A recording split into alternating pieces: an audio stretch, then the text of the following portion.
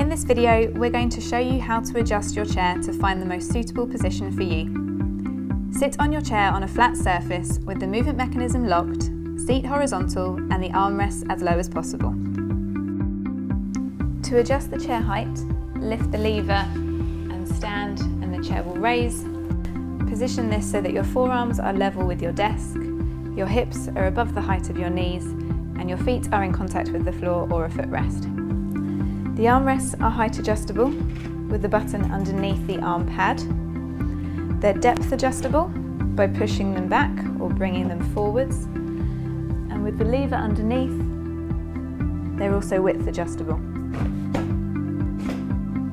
Position these so they're just underneath your elbow without shrugging your shoulders up and so they don't interfere with the desk.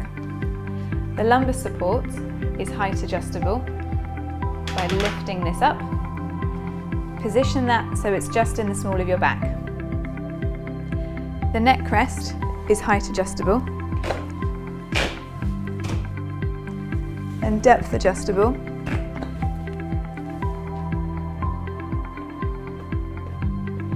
The seat pan is depth adjustable by pushing this lever.